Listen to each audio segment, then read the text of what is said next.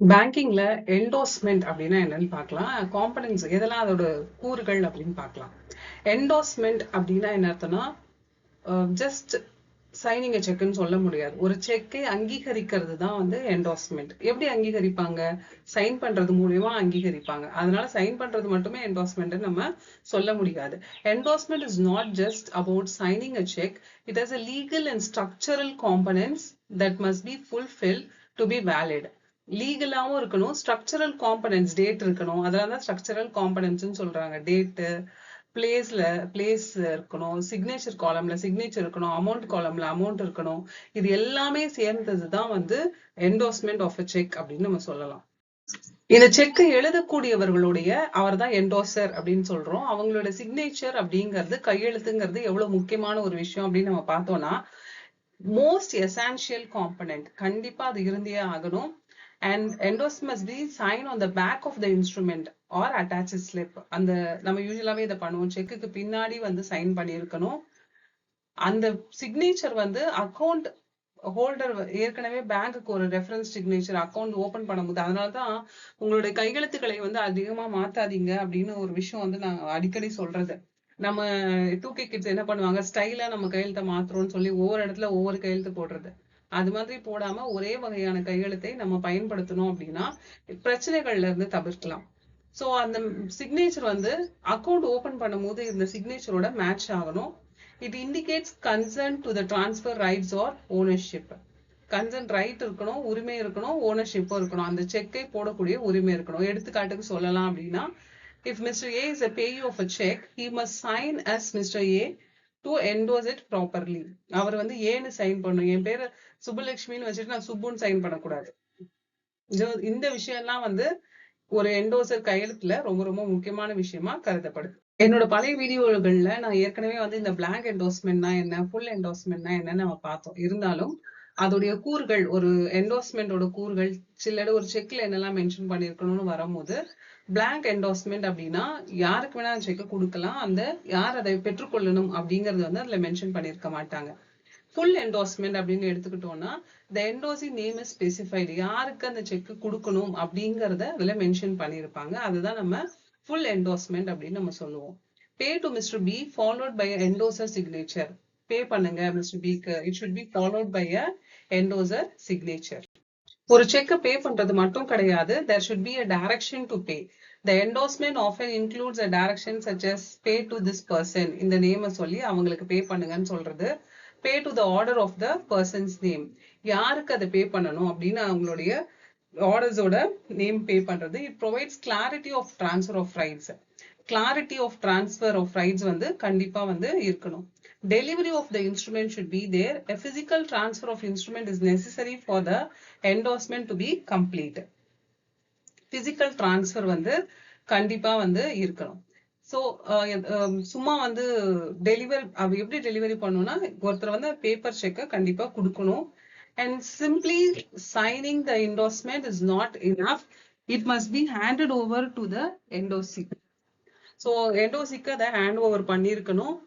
யாருக்கு கொடுக்குறோமோ அவங்களுக்கு ஹேண்ட் ஓவர் பண்ணியிருக்கணும். Until the delivery is made, endorsement is not complete. அவங்க கைக்கு அது போய் சேராத வரைக்கும் அந்த என்டோஸ்மெண்ட் கம்ப்ளீட் ஆகலைன்னு தான் நம்ம எடுத்துக்கணும்.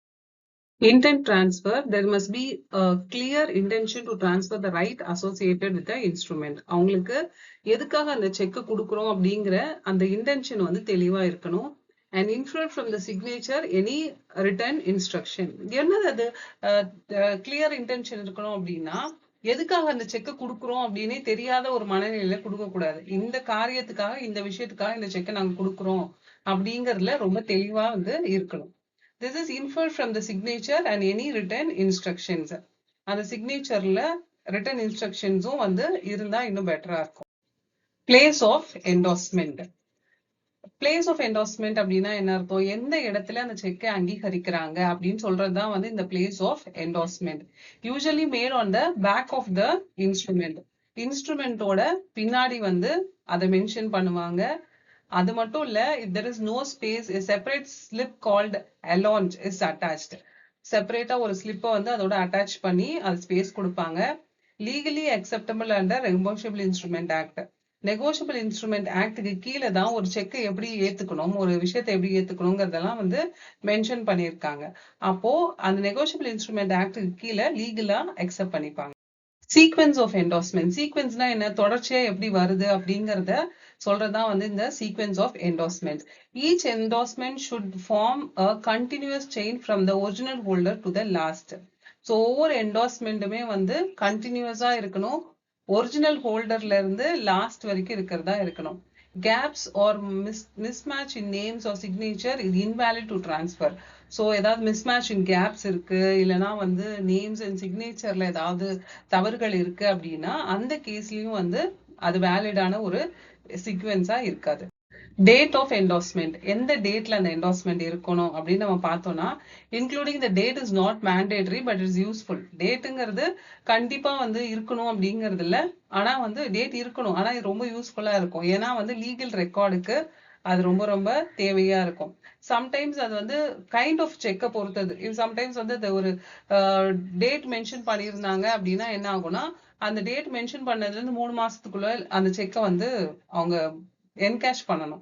அது மாதிரி சில சட்டங்கள் இருக்கிறதுனால அது யூஸ்ஃபுல்லா இருக்கும், லீகல் ரெக்கார்டா இருக்கும். Determining the order of the transfer, liability in case of disputes, பொறுப்பேற்க வைக்க முடியும். ஒரு சண்டை இல்லைன்னா ஒரு டிஸ்பியூட்ஸ் நடக்குது, ஏன்னா நான் இந்த செக்கை கொடுக்கல, இந்த செக்கை கொடுத்தேன்னு ஒரு பிரச்சனை எழுப்பப்படுது அப்படின்னா அந்த காலகட்டங்கள்ல இது ரொம்ப ஒரு தேவையான ஒரு விஷயமா இருக்கும்.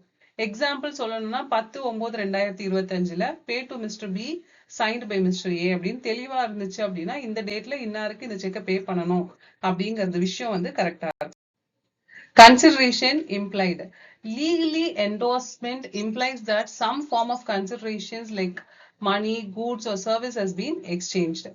நான் வந்து எதுக்கு இந்த செக்கை கொடுக்குறேன் அப்படின்னு லீகலா பார்த்தா, எனக்கு வந்து அவங்க ஏற்கனவே ஒரு கூட்ஸ் கொடுத்துருக்காங்க, அதுக்கு நான் பணம் கொடுக்குறேன், இல்லாட்டி ஏற்கனவே அவங்க எனக்கு கொடுத்த பணத்துக்கு நான் திரும்ப பணத்தை கொடுக்குறேன் அப்படிங்கறதையும் ஒரு கன்சிடரேஷன் வந்து இருக்கணும். கிஃப்ட் செக்ஸ்ன்னு இருக்கு தனியா, கிஃப்ட் செக்ஸ்க்கு டாக்ஸ் எல்லாம் பே பண்ணணும், அதெல்லாம் இருக்கு. பட் ஆனா இட் இஸ் இம்ப்ளைட். இம்ப்ளைட் அப்படிங்கிற வார்த்தையோட அர்த்தம் என்ன அப்படின்னா, சொல்லாமலே புரிந்து கொள்ளுதல் அப்படிங்கறத நம்ம எடுத்துக்கலாம்.